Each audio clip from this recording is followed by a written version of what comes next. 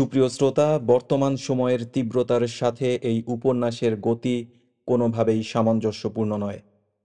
জহির রায়হানের লেখা আরেক ফাল্গুন উপন্যাসটি ভাষা আন্দোলনের পটভূমি নিয়ে লেখা প্রথম উপন্যাস। উপন্যাসের সময়কাল 1955 সালের ফেব্রুয়ারি মাস। মূল গল্প কেন্দ্রীভূত হয়েছে প্রথম শহীদ মিনার স্থাপনের প্রচেষ্টাকে নিয়ে। সেবারও শিক্ষার্থীরাই রেখেছিল অগ্রগণ্য ভূমিকা। আশ্চর্যের বিষয়, বর্তমান সময়ের সাথে শুধু এতটুকু সাদৃশ্য নয়, উপন্যাসের পাতায় খুঁজে পাওয়া যায় আরও অসংখ্য ছোট ছোট মিল। তবে এটাও সত্য, বর্তমান বাস্তবতা কখনো কোনো উপন্যাসের বা গল্পের পাতায় তুলে ধরা বোধহয় সম্ভব হবে না। তথাপি সাধারণ ছাত্র জনতার হৃদয়ের কিছুটা গুঞ্জন হয়তো কিঞ্চিত ম্রিয়মাণভাবে খুঁজে পাওয়া যাবে এই উপন্যাসে। উপন্যাসটি প্রথম প্রকাশিত হয় 1969 সালে এবং এই উপন্যাসের উৎসর্গে লেখক লিখেছেন, এদেশের মানুষের মুখের ভাষাকে কেড়ে নেবার ষড়যন্ত্রের বিরুদ্ধে যারা সংগ্রাম করেছেন, যারা পুলিশের লাঠি, গুলি আর বেয়োনেটকে উপেক্ষা করে মিছিলে এগিয়ে এসেছেন, যারা অন্যায়ের প্রতিরোধ করতে গিয়ে কারাগারে অমানসিক নির্যাতন ভোগ করেছেন, যারা স্বৈরাচারের বিষাক্ত ছোবলের মুখোমুখি দাঁড়িয়ে জনতার আন্দোলনকে এগিয়ে নিয়ে গেছেন, আর যারা মিছিলে, কারাগারে, খেতে, খামারে, কারখানায় এই আন্দোলনের বাতাস বহন করতে গিয়ে তাদের অমূল্য জীবন বিসর্জন দিয়ে অমরত্ব লাভ করেছেন, তাদের সকলকে। সুপ্রিয় শ্রোতা, শুরু করছি আর এক ফাল্গুন। রাত দুপুরে সবাই যখন ঘুমে অচেতন, তখন ব্রিটিশ মেরিনের সিপাহীরা এসে ছাউনি ফেলেছিল এখানে। শহরের এ অংশটায় তখন বসতি ছিল না, ছিল সার সার ঊর্ধ্বমুখী গাছের ঘন অরণ্য। দিনের বেলা কাঠুরের দল এসে কাঠ কাটত, আর রাতে হিংস্র পশুরা চড়ে বেড়াত। শহরে তখন গভীর উত্তেজনা। লালবাগে সিপাহীরা যে কোনো মুহূর্তে বিদ্রোহ করবে। যে কটি ইংরেজ পরিবার ছিল তারা সভয়ে আশ্রয় নিল বুড়িগঙ্গার ওপর গ্রিন বোটে। খবর পেয়ে যথাসময়ে ব্রিটিশ মেরিনের সেনারা এসে পৌঁছেছিল আর শহরের এ অংশটা দখল করে তাঁবু ফেলেছিল এখানে। সেই থেকে এর নাম হয়েছিল আন্ডারগোরা ময়দান। লোকে বলতো আন্ডারগোরার ময়দান। শেষ রাতে লালবাগের নিরস্ত্র সিপাহীদের ওপর অতর্কিত আক্রমণ করেছিল তারা। মানুষের রক্তে লালবাগের মাটি লাল হয়ে ওঠে। কিছু সিপাহী মার্চ করে পালিয়ে যায় ময়মনসিংহের দিকে। যারা ধরা পড়ে তাদের ফাঁসি দেয়া হয় আন্ডারগোরার ময়দানে। মৃতদেহগুলোকে ঝুলিয়ে রাখা হয় গাছের ডালে ডালে। লোকে দেখুক দেশদ্রোহীর শাস্তি কত নির্মম হতে পারে, স্বচক্ষে দেখুক নেটিভরা। এসব ঘটেছিল 100 বছর আগে, 1857 সালে। আন্ডারগোরার ময়দান এখনো আছে, শুধু নাম পাল্টেছে তার। লোকে বলে ভিক্টোরিয়া পার্ক। সে অরণ্য আজ নেই। মাঝে একটা প্রচণ্ড ঝড় হয়েছিল। সে ঝড়ে কি আশ্চর্য, গাছের ডালগুলো ফেটে চৌচির হয়ে গেল, আর গুড়ি শুদ্ধ গাছগুলো লুটিয়ে পড়ল মাটিতে। লোকে বলতো গাছেরও প্রাণ আছে, পাপ সইবে কেন? তারপর থেকে আবাদ শুরু হলো এখানে। ঘর উঠল, বাড়ি উঠল, রাস্তাঘাট তৈরি হলো। মহারানীর নামে গড়া হলো একটা পার্ক। আগে জনসভা হতো এখানে, এখন হয় না। শুধু বিকেলে ছেলেবুড়োরা এসে ভিড় জমায়। ছেলেরা দৌড়ঝাঁপ দেয়, বুড়োরা শুয়ে বসে বিশ্রাম নেয়, চীনাবাদামের খোসা ছাড়ায়। এ হলো গ্রীষ্মে অথবা বসন্তে। শীতের মরশুমে লোক খুব কম আসে, সন্ধ্যার পরে কেউ থাকে না। এবার শীত পড়েছিল একটু বিদঘুটে ধরনের। দিনে ভয়ানক গরম, রাতে কনকনে শীত। সকালে কুয়াশায় ঢাকা পড়েছিল পুরো আকাশটা। আকাশের অনেক নিচু দিয়ে মন্থর গতিতে ভেসে চলেছিল এক টুকরো মেঘ, উত্তর থেকে দক্ষিণে। রং তার অনেকটা জমাট কুয়াশার মতো দেখতে। ভিক্টোরিয়া পার্কের পাশ দিয়ে ঠিক সেই মেঘের মতো একটি ছেলেকে হেঁটে যেতে দেখা গেল নবাবপুরের দিকে, দক্ষিণ থেকে উত্তরে। পরনে তার একটা সদ্য ধোয়ানো সাদা শার্ট, সাদা প্যান্ট, পা জোড়া খালি, জুতো নেই। রাস্তার দুপাশে দোকানিরা পসরা নিয়ে বসেছে। টাউন সার্ভিসের বাসগুলো চলতে শুরু করেছে সবে। ভিড় বাড়ছে। কর্মচঞ্চল লোকেরা গন্তব্যের দিকে ছুটছে, রাস্তার দুধার ঘেঁষে। কিন্তু ওদের সঙ্গে ছেলেটির একটা আশ্চর্য অসামঞ্জস্য প্রথম দৃষ্টিতেই ধরা পড়ে। সব আছে তার। ধবধবে জামা, প্যান্ট, পকেটে কলম, কবজিতে বাঁধা ঘড়ি, হাতে একটা খাতা। মুখের দিকে তাকালে ভদ্রলোকের সন্তান বলে মনে হয়। কিন্তু পায়ে জুতো নেই কেন ওর? জুতো অবশ্য এদেশের অনেকেই পরে না। পরে না, পরার সামর্থ্য নেই বলে। আর সামর্থ্য যে নেই ওদের জীর্ণ মলিন পোশাকের দিকে তাকালে বোঝা যায়। এ ছেলেটির পোশাকে কোনো দৈন্য নেই, বরং আভিজাত্যের চমক আছে। তবে এ পোশাক পরে খালি পায়ে হেঁটে যাচ্ছে কেন সে? এ দৃশ্য যাদের চোখে পড়ল তারা একটু অবাক হয়ে তাকালো ওর দিকে। তাদের চোখে হঠাৎ জাগে বিস্ময়, মনে ক্ষণিক প্রশ্ন। ছেলেটার মাথায় কোনো ছিট নেই তো? পাগল নয় তো ছেলেটা? কেউ কেউ তাকে নিয়ে ইতস্তত মন্তব্য করল। আরে না না, পাগল না। ছেলেটার বোধহয় কেউ মারা গেছে, তাই শোক করছে খালি পায়ে হেঁটে। কেউ বলল, কে জানে, এটা একটা ফ্যাশনও হতে পারে। আজকাল কত রকমের ফ্যাশন যে দেখি। কেউ বলল, মহররমের তো অনেক দেরি, তাই না? ছেলেটা তখনও হেঁটে চলেছে আপন মনে। মাঝে মাঝে সন্ধানী দৃষ্টিতে চারপাশে তাকাচ্ছে সে। কি যেন তালাশ করছে, কি যেন খুঁজে বেড়াচ্ছে তার চঞ্চল দুটো চোখ। আর যখন কোনো লোকের দিকে তাকাচ্ছে সে, তখন তার মুখের দিকে না তাকিয়ে তার পায়ের দিকে তাকাচ্ছে আগে। এমনি করে যখন বংশালের মোড় পেরিয়ে গেল সে, তখন একজনের দিকে চোখ পড়তে সারা মুখে আনন্দের আবির ছড়িয়ে গেল তার। পেছন থেকে ডাকলো, মুনিম ভাই, এই যে, ও ওদিকে নয়, এদিকে। মুনিম পেছনে ফিরে তাকালো। গায়ের রং তার আধারের মতো কালো। মসৃণ মুখ, খাড়া নাকের গোড়ায় পুরু ফ্রেমের চশমা, পরনে একটা ধপধপে পায়জামা। পাজোড়া কিন্তু তারও নগ্ন, জুতো নেই। মুখোমুখি হতে পরস্পরের দিকে স্নেহার্দ্র চোখে তাকালো তারা। মৃদু হাসল। হেসেই গম্ভীর হয়ে গেল দুজনে। তারপর পথ চলতে চলতে মুনিম বলল, বাসা থেকে মা বেরোতেই দিচ্ছিলেন না, বুঝলে আসাদ? মায়ের সবসময় ভয় যদি কিছু ঘটে। আমার অবশ্য ওসব বালাই নেই। আসাদ আস্তে করে বলল, মা মরে গিয়ে বোধহয় ভালোই হয়েছে, থাকলে নিশ্চয় কান্নাকাটি করতো। বলতে গিয়ে ছোট্ট একটা দীর্ঘশ্বাস ছাড়ল সে। ঠাঠারি বাজার পর্যন্ত সংখ্যায় ওরা দুজনে ছিল। রেলওয়ে লেভেল ক্রসিং পেরিয়ে গুলিস্তানের কাছে এসে পৌঁছাতে সে সংখ্যা দুজনে ছাড়িয়ে 10 জনে পৌঁছালো। ওরা এখন 10 জন। 10 জন মার্জিত পোশাক পরা নগ্ন পায়ের যাত্রী। পথ চলতে গিয়ে হঠাৎ একজন বলল, এ কি, একসঙ্গে হাঁটছো কেন? আইনে পড়বে যে, ভাগ হয়ে যাও। আসাদ চুপ করেছিল।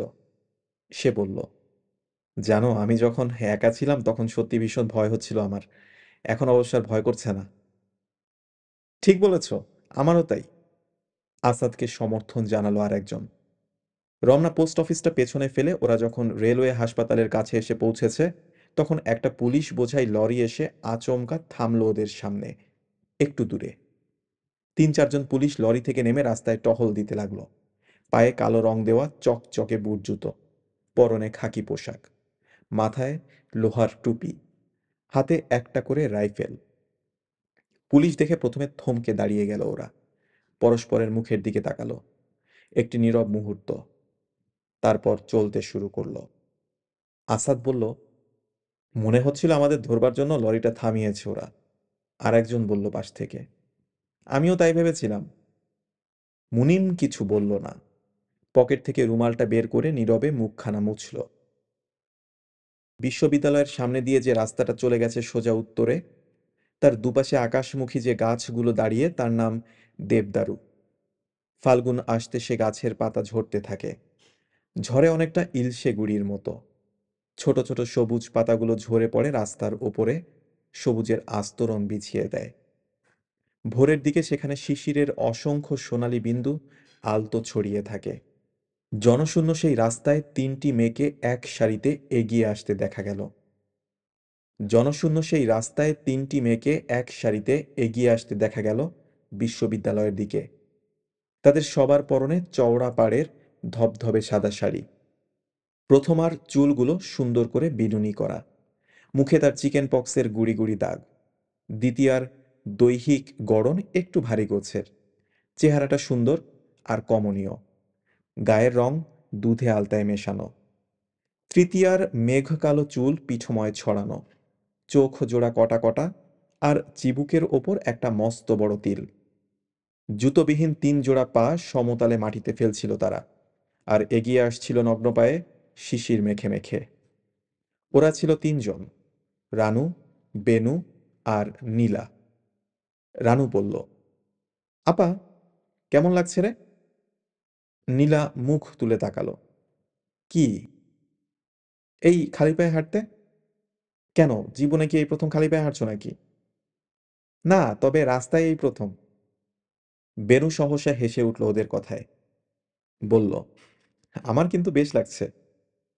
ওপাশ থেকে তখন আরও একটি মেয়ে এগিয়ে আসছিল মেডিকেল কলেজের দিকে। তার গায়ের অ্যাপ্রন আর হাতের স্টেথোখানা দেখে সহজে অনুমান করা যাচ্ছিল যে সে ডাক্তারি পড়ে। অন্যদিন তার পায়ে একজোড়া স্যান্ডেল পরানো থাকত, আজ সেও নগ্ন পায়ে। চলনে তার জড়তা নেই, ক্লান্তি নেই, দৃঢ় পদক্ষেপ। কাছে আসতে নীলা মিষ্টি হেসে বলল, কি সালমা যে, ক্লাসে যাচ্ছ বুঝি? তারপর তার নগ্ন পা জোড়ার দিকে চোখ পড়তে আনন্দে চিৎকার করে উঠল সে। তুমিও তাহলে? বেশ বেশ।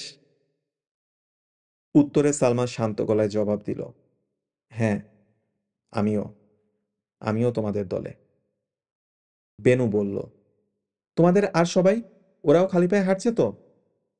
হ্যাঁ। ইডেন কলেজের ওরা? ওরাও খালি পায়ে। কামরুন্নেসা? হ্যাঁ, ওরাও।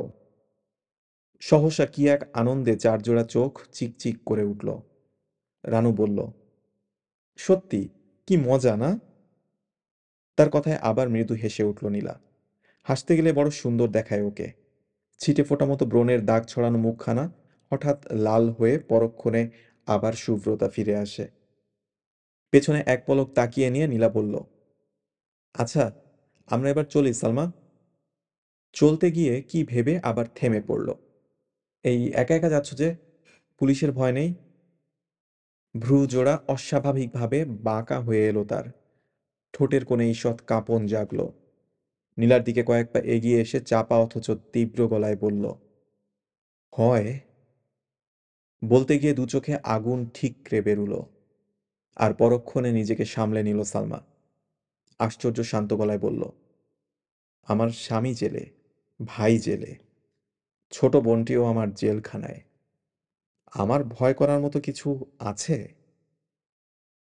৩টি মেয়ে, ৩টি নারী হৃদয়। মুহূর্তে মোচড় দিয়ে উঠল। সালমার চলে যাওয়া পথের দিকে তাকিয়ে অনেকক্ষণ কোনো কথা বলতে পারল না। গুমোট ভাবটা কেটে গেলে নীলা আস্তে করে বলল, চলো। গলা থেকে ফাটা বাঁশের মতো আওয়াজ বেরোলো তার। বেনু বলল, কি আশ্চর্য! রানুর চোখে তখনও বিস্ময়। সে মুখখানা ফিরিয়ে নিয়ে এলো নীলার দিকে। তারপর রানু, বেনু আর নীলা, ওরা আবার হাঁটতে শুরু করলো। কিছু দূর এসে রানু প্রথম কথা বলল, আপা যা বলে গেল সব সত্যি? কেন, তোমার বিশ্বাস হচ্ছে না বুঝি? ওর দিকে না তাকিয়েই জবাব দিল নীলা। বেনু কিছু বলল না, সে বোবা হয়ে গেছে। বিশ্ববিদ্যালয়ের গেটের সামনে দাঁড়িয়ে সবুরের সঙ্গে কথা বলছিল মুনিম। ছেলেটা একটা বদ্ধ পাগল, কি যে সব বকে বোঝা ভার। বলে, এসব করে কিছু হবে না মুনিম ভাই, প্রয়োজন একটা আঘাত। সে আঘাত না দিতে পারলে কিছু হবে না বলে হাসে সবুর, বদ্ধ পাগলের মতো হাসে। মুনিম সরে গিয়ে পকেট থেকে আনা পয়সা বের করে সিগারেট কিনল। তারপর পাশে ঝোলানো দড়ি থেকে সিগারেটটা ধরিয়ে নিল সে। সবুরের চোখ পড়ল মেয়ে ৩টির দিকে। চোখ পড়তেই মুখখানা বিকৃত করে অন্যদিকে সরিয়ে নিল সে। মেয়েরা ওর ভাবভঙ্গি দেখে হেসে উঠল। মুনিম বলল, কি ব্যাপার, মুখটা অমন করলে কেন? ওই মেয়েগুলোকে আমি দু চোখে দেখতে পারি না বলে। কেন, ওরা আবার কি করলো তোমার? আমার আবার কি করবে? সবুর মুখখানা প্যাঁচার মতো করে বলল, ওদের দিয়ে কোনো কাজ হয় কোনো দিন? আজ পর্যন্ত একটা আন্দোলনে ওদের আসতে দেখেছ? এখন তো খালি পায়ে হেঁটে খুব বাহাদুরি দেখাচ্ছে। একটা পুলিশ আসুক, দেখবে তিনজন একসঙ্গে বেহুশ হয়ে পড়ে আছে রাস্তার ওপর। কি যাতা বকছ? মুনিম ধমকে উঠল। তোমার কি মাথা খারাপ হয়েছে? সবুর তবু থামল না। যাই বলো তুমি, ও মেয়েগুলোকে দিয়ে কিছু হবে না, এ আমি হলপ করে বলতে পারি। তুমি একটা বদ্ধপাগল, বলে ফিক করে হেসে দিল মুনিম। আধা পোড়া সিগারেটটা সবুরের দিকে এগিয়ে দিল। নাও, টানো, বলে দ্রুত পায়ে মধুর রেস্তোরাঁর দিকে এগিয়ে গেল সে। আমগাছ তলায় একদল ছেলে জটলা করে এতক্ষণ কি যেন আলাপ করছিল। মুনিমকে দেখতে পেয়ে ঘিরে দাঁড়ালো ওকে। একজন বলল, পোস্টারগুলো কোথায় লাগাবো মুনিম ভাই? প্রক্টর সাহেব বড় বেশি গোলমাল শুরু করেছেন, বলছেন এখানেও লাগাতে দেবেন না। আর একজন বলল, দেয়াল পত্রিকার কি খবর মুনিম ভাই, ওটা লিখতে দিয়েছেন? তৃতীয় জন বলল, ব্যাপার কি, লিফলেটগুলো এখনো এসে পৌঁছলো না প্রেস থেকে? একসঙ্গে তিনটে প্রশ্ন। পকেট থেকে রুমালটা বের করে মুখ মুছল মুনিম। সবার দিকে এক পলক দেখে নিয়ে বলল, সব হবে, এত ব্যস্ত হচ্ছ কেন তোমরা? কিন্তু পোস্টারগুলো? হ্যাঁ, ওগুলো আমাদের ইউনিয়ন অফিসের দেয়ালে সেঁটে দাও। তারপর একটা ছেলের দিকে তাকালো মুনিম। এ যে রাহাত, তুমি আমার সঙ্গে এসো, একটু প্রেস থেকে ঘুরে আসি, দেখি লিফলেটগুলোর কি হলো। ক্লাসে মন বসছিল না সালমার। প্রফেসর নার্ভাস সিস্টেমের ওপর বক্তৃতা দিচ্ছিলেন, আর সে ভাবছিল তার কারারুদ্ধ স্বামীর কথা। মাঝে মাঝে এমনই হয় তার। মনটা খারাপ থাকলে অথবা কোনো আন্দোলনের সামনে এসে দাঁড়ালে, কোনো মিছিল দেখলে, কোনো সভা সমিতিতে গেলে স্বামীর কথা মনে পড়ে। বড় বেশি মনে পড়ে তখন। কে জানে এখন কেমন আছে রওশন। মাসখানেক আগে শেষ চিঠি পেয়েছিল তার, তারপর আর কোনো চিঠি আসেনি। আগে নিজ হাতে লিখত, কি সুন্দর হাতের লেখা ছিল তার। আজকাল অন্যের হাতে লেখায়। হাতের কথা মনে হতে মুখখানা ব্যথায় লাল হয়ে এলো তার। দুখানা হাতই হারিয়েছে রওশন। একখানাও যদি থাকতো। প্রথমে কিছুই জানতো না সালমা। শুনেছিল রাজশাহী জেলে গুলি চলেছে। শুনে আর্তচিৎকার কিংবা গভীর কান্নায় ফেটে পড়েনি সে। বোবা দৃষ্টি মেলে শুধু আকাশের দিকে তাকিয়েছিল। মুহূর্তের জন্য চারপাশের এই সচল পৃথিবীর সমস্ত কোলাহল ভুলে গিয়ে জানালার দুটো শিক দুহাতে ধরে নির্বাক দাঁড়িয়েছিল সে। বুকের ঠিক মাঝখানটায় আশ্চর্য এক শূন্যতা। হয়তো মারা গেছে রওশন। পরে শুনল মরেনি, ভালো আছে সে, সুস্থ আছে। এই ঘটনার মাস দুয়েক পরে রাজশাহী জেলের রওশনের সঙ্গে দেখা করতে যায় সালমা। জেল অফিসের সেই অপরিসর ঘরে সেদিন সহসা যেন মাথায় বাজ পড়েছিল সালমার। যে বলিষ্ঠ হাত দিয়ে তাকে আলিঙ্গন করত, সে দুটো হাত হারিয়েছে রওশন। শার্টের হাতা জোড়া শুধু ঝুলে আছে কাঁধের দুপাশে। সালমার মুখের দিকে তাকিয়ে হয়তো তার মনের ভাবটা আঁচ করতে পেরেছিল, তাই ক্ষণিকের জন্য সেও কেমন উন্মনা হয়ে পড়েছিল। সেই প্রথম অতি কষ্টে বাঁধ ভেঙে আসা কান্নাকে সংযত করল সালমা। আস্তে করে শুধালো, কেমন আছো? শূন্য হাত জোড়া সামান্য উঠল, ঠোঁট কাঁপল। রওশন মৃদু গলায় জবাব দিল, ভালো। নিজেকে বড় বিপন্ন মনে হলো সালমার। মনে হলো শ্বাস নিতে ভীষণ কষ্ট হচ্ছে ওর। বুকের নিচে একটা চিনচিনে ব্যথা। সালমা সহসা প্রশ্ন করে বসল, খাও দাও কেমন করে? বলে কেমন যেন অপ্রস্তুত হয়ে গেল সে। মুখের রং হলদে থেকে নীলে বদল হলো। চোখ জোড়া অন্যদিকে সরিয়ে নিয়ে রওশন ইতস্তত করে জবাব দিল, বন্ধুরা খাইয়ে দেয়। বলতে গিয়ে গলাটা ধরে এসেছিল তার, আর সালমার চোখে টলটল করে উঠেছিল দু ফোঁটা পানি। ভাত না হয় বন্ধুরা খাইয়ে দেয়, কিন্তু কেমন করে বিড়ির ছাই ফেলে সে, কেমন করে বইয়ের পাতা উল্টায়, কেমন করে জামা কাপড় পরে। ভাবতে গিয়ে হৃৎপিণ্ডটা ব্যথায় মোচড় দিয়ে উঠেছিল তার।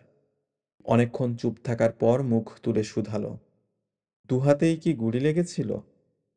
হ্যাঁ, আর কয়েক ইঞ্চি এদিক ওদিক হলে এ জন্মে আর দেখা পেতে না। সহসা শব্দ করে হেসে উঠল রওশন। অপরিসর সেই ঘরের দেয়ালে প্রতিহত হয়ে সে হাসি তীরের ফলার মতো এসে বিঁধল সালমার কানে। সালমা শিউরে উঠল। লোকটা কি পাগল হয়ে গেল নাকি? শূন্য হাত জোড়া তখনও কাঁপছে হাসির দমকে। রওশনের সঙ্গে সালমার প্রথম আলাপ হয়েছিল এক শাওন ঘন রাতে, ঢাকাতে ওদের টিকাটুলির বাসায়। তখন সালমা স্কুলে পড়তো, বয়সে আরো অনেক ছোট ছিল। তখন ৪৮-এর ভাষা আন্দোলন অনেকটা থিতিয়ে এসেছে। গ্রেফতার করে কয়েকশো লোককে আটক করা হয়েছে জেলখানায়। অনেকের বিরুদ্ধে গ্রেফতারি পরোয়ানা ঝুলছে। রওশনের নামেও পরোয়ানা বেরিয়েছিল।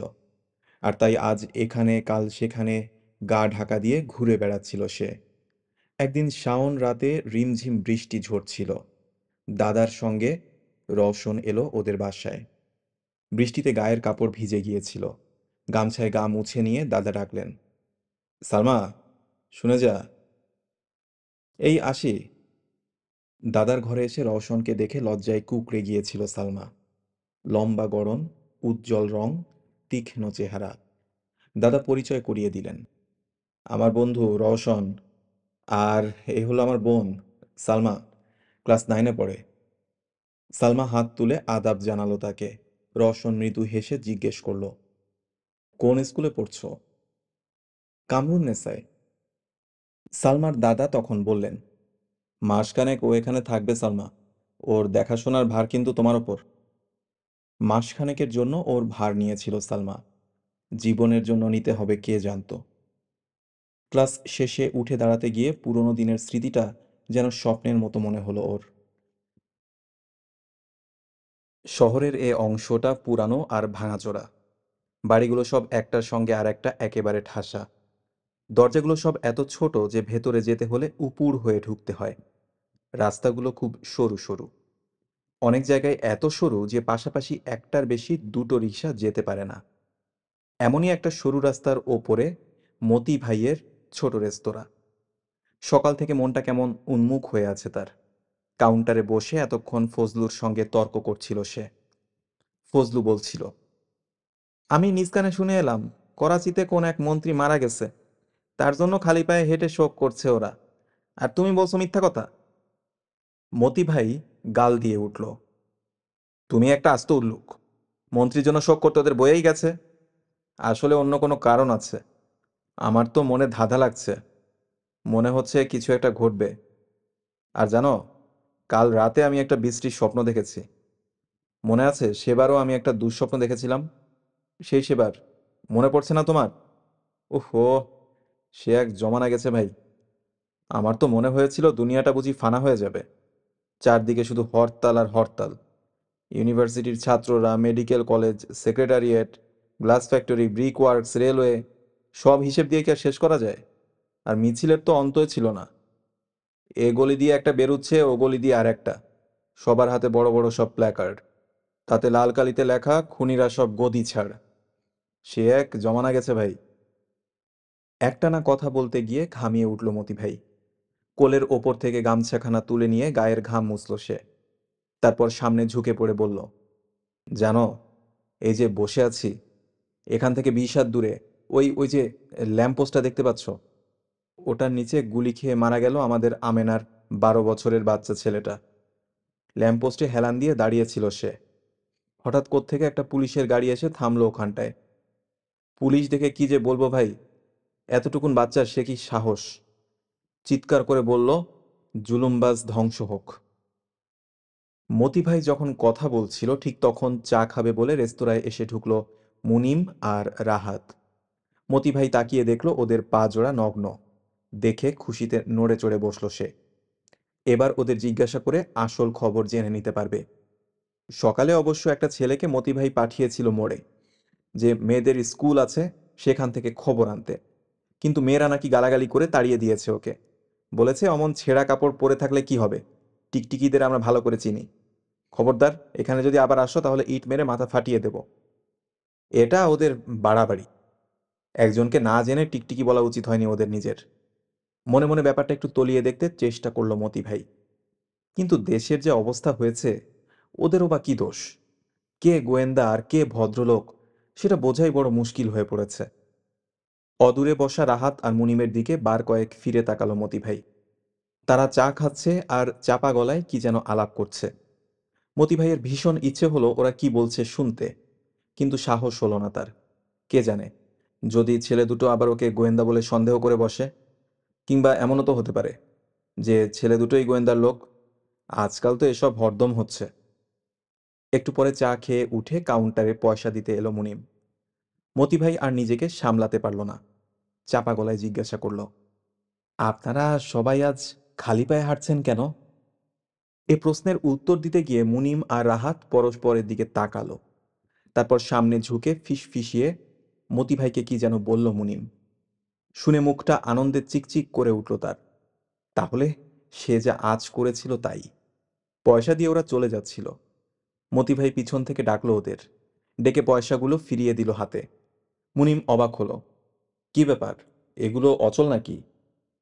না, অচল হতে যাবে কেন? মতি ভাই লজ্জিত হলো। তারপর বলল, চায়ের পয়সা দিতে হবে না, যান। সে কি কথা? জোর করে পয়সাগুলো হাতে গুজে দিতে চাইল মুনিম। মতি ভাই তবু নিল না, আবার বলল, যান। রাস্তায় নেমে রাহাতকে বিদায় দিল মুনিম। বলল, তোমার আর অপেক্ষা করে লাভ নেই, তুমি যাও। লিফলেটগুলো প্রেস থেকে নিয়ে আমি একটু পরেই আসছি। তুমি আসাদকে গিয়ে বলো নীলার সঙ্গে দেখা করে ও যেন দেয়াল পত্রিকাগুলো নিয়ে আলাপ করে। রাহাত ঘাড় নেড়ে সম্মতি জানালো। তারপর ধীরে ধীরে বাস স্ট্যান্ডের দিকে এগিয়ে গেল সে। পকেট থেকে রুমাল বের করে মুখ মুছল মুনিম। এটা একটা স্বভাবে দাঁড়িয়ে গেছে ওর। এ নিয়ে অনেকে ঠাট্টা করে। ও হাসে, কিছু বলে না। রুমালটা আবার যথাস্থানে রেখে দিল মুনিম। এখান থেকে সোজা প্রেসে যাবে কিনা ভাবল। ভাবতে গেলে কপালে ভাঁজ পড়ে ওর। মুখখানা সুচালো হয়ে আসে। চোখ জোড়া নেমে আসে মাটিতে। মুনিম ভাবছিল। এমন সময় একটা বাচ্চা ছেলে রাস্তার ওপাশ থেকে ছুটে এসে হাত চেপে ধরল ওর।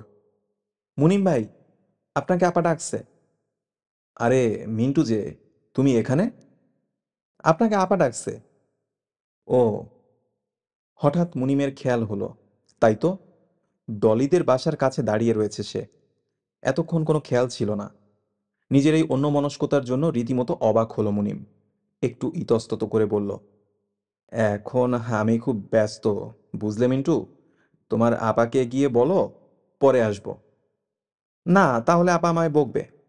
ওই তো উনি দোরগোড়ায় দাঁড়িয়ে, চলুন না। মিন্টু একেবারে নাছোড়বান্দা। ওকে অনেক করে বুঝাতে গিয়েও ব্যর্থ হলো মুনিম। চোখ জোড়া বিড়ালের চোখের মতো জলজল করছিল ডলির। মুখটা লাল হয়ে উঠেছিল রাগে। দোরগোড়ায় পৌঁছাতেই বলল, না এলেই তো পারতে। আসতে তো চাইনি, জোর করে নিয়ে এলো। তাই তো বলছি, এলে কেন? চলে যাও না। আহ, বাঁচালে তুমি। এই বলে চলে যেতে উদ্যত হলো মুনিম। পেছন থেকে চাপা গলায় ডলি চিৎকার করে উঠল, যাচ্ছ কোথায়? কেন, তুমি যে যেতে বললে। না, ভেতরে এসো, তোমার সঙ্গে কথা আছে আমার। ডলির পিছু পিছু ভেতরে ঢুকলো মুনিম। বাসাটা বেশ বড় ডলিদের। সামনে গোল বারান্দাটা পেরোলে সাজানো বৈঠকখানা। পাশের ঘরটা খালি। তারপর চাকরদের থাকবার কামরা। নিচে ওরা কেউ থাকে না, থাকে দোতলায়। মুনিমকে ওর ঘরে বসিয়ে আলনা থেকে তোয়ালেটা তুলে নিয়ে বাইরে বেরিয়ে গেল ডলি। বলল, তুমি বসো, আমি এক্ষুনি আসছি। আমি কিন্তু বেশিক্ষণ বসতে পারবো না, পরক্ষণে জবাব দিল মুনিম। ডলি ততক্ষণে চলে গেছে। এ ঘর মুনিমের অনেক পরিচিত। বহুবার এখানে এসেছে সে, বসেছে, ঘন্টার পর ঘন্টা গল্প করেছে ডলির সঙ্গে। একটা খাট, খাটের পাশে ডলির পড়বার ডেস্ক, একখানা চেয়ার, ডান কোণে একটা তাকের ওপর যত্ন করে সাজানো কয়েকটা বই, গল্প, উপন্যাস। ওর মধ্যে একখানা বইয়ের ওপর চোখ পড়তে এক টুকরো স্নিগ্ধ হাসির আভা ঢেউ খেলে গেল মুনিমের ঠোঁটের কোণে। এ বইটা ডলিকে উপহার দিয়েছিল মুনিম। ডলিকে প্রথম দেখেছিল মুনিম দীর্ঘ 6 বছর আগে। দেশ বিভাগের পরে তখন সবে নতুন ঢাকায় এসেছে সে। বাবা মা তখনও কলকাতায়। ঢাকায় এসে জাহানারাদের বাসায় এসে উঠেছিল মুনিম। সম্পর্কে জাহানারা ফুফাতো বোন। স্বামী স্ত্রীতে ওরা মিটফোর্ডের এখানে থাকতো। পাশাপাশি দুটো কামরা। একটা পাকঘর আর সরু একফালি বারান্দা। সপ্তাহখানেক থাকবে বলে এসেছিল মুনিম, কিন্তু জাহানারা ছাড়ল না। বলল, কোনোদিন আসবে তা ভাবিনি, এসেছো যখন দিন 15 না থেকে যেতে পারবে না। পাগল হয়েছ? 7 দিনের বেশি থাকলে মা ভীষণ রাগ করবেন। মুনিম জবাব দিয়েছিল, সামনের বার এলে 15 দিন কেন, মাসখানেক থাকবো। কিন্তু শেষ পর্যন্ত দিন 15 থাকতে হয়েছে তাকে। কলকাতায় ফিরে যাবার আগের দিন ডলিকে প্রথম দেখল সে। হালকা দেহ, ক্ষীণ কোটি, কাঁচা সোনার মতো গায়ের রং। প্রথম দৃষ্টিতে ডলিকে ভালো লেগে গিয়েছিল মুনিমের। ডলিরা তখন ও পাড়াতেই থাকতো। জাহানারার সঙ্গে আলাপ ছিল বলে ওদের বাসায় মাঝে মাঝে আসতো ডলি। তীক্ষ্ণ নাক, পাতলা চিবুক, সরু ঠোঁটের নিচে একসার ইঁদুরে দাঁত। ভেতরের ঘরে বসে জাহানারার সঙ্গে গল্প করছিল সে। পর্দার এপাশ থেকে ওকে ঘুরিয়ে ফিরিয়ে দেখল মুনিম। আর পরদিন ওকে কলকাতায় চলে যেতে হবে ভেবে মনটা কেন যেন সেদিন খারাপ হয়ে গিয়েছিল। বছরখানেক পরে ওরা যখন কলকাতা ছেড়ে স্থায়ীভাবে ঢাকাতে চলে এলো, ডলিরা তখন চাটগাঁয়ে। খোঁজটা জাহানারার কাছ থেকে পেয়েছিল মুনিম। জাহানারা প্রশ্ন করল, হঠাৎ ডলির খোঁজ করছো, ব্যাপার কি? যতদূর জানি ওর সাথে তো তোমার কোনো পরিচয় ছিল না। মুনিম ঢোক গিলে বলল, না, এমনি, সেবার তোমাদের এখানে দেখেছিলাম কি না, তাই। জাহানারা মুখ টিপে হাসল, তাই বলো? তারপর থেকে ডলির কথা প্রায় ভুলে গিয়েছিল মুনিম। মাঝে মাঝে যে মনে হতো না তা নয়, তবে সে মনে হওয়ার মধ্যে প্রাণের তেমন সাড়া ছিল না। তখন প্রথম বর্ষের পাঠ চুকিয়ে দ্বিতীয় বর্ষ অনার্সে পড়ছে মুনিম। এমনই সময় একদিন বিকেলে জাহানারাদের ওখানে বেড়াতে গিয়ে ডলিকে আবিষ্কার করলো সে। টেবিলে বসে চা খাচ্ছিল ওরা। ওকে দেখে জাহানারা মৃদু হাসল। মুনিম যে, এসো। তারপর ডলির দিকে মুখ ফিরিয়ে বলল, এর কথাই তোমাকে বলছিলাম ডলি। ডলি আরক্ত হয়ে তাকালো ওর দিকে। তারপর আদাব জানিয়ে বলল, জাহানারার কাছে আপনার কথা অনেক শুনেছি। তাই নাকি? খুব সহজভাবে ওর সঙ্গে প্রথম আলাপ শুরু হলো মুনিমের। একগাল হেসে বলল, আমিও আপনার কথা অনেক শুনেছি ওর কাছ থেকে। কি শুনেছেন? চায়ের কাপটা ঠোঁটের কাছে তুলে এনে আবার নামিয়ে রাখল ডলি। মুনিম বলল, আপনি যা শুনেছেন তাই। উত্তরটা শুনে নিরাশ হয়েছিল ডলি, কিন্তু নির্বাক হয়নি।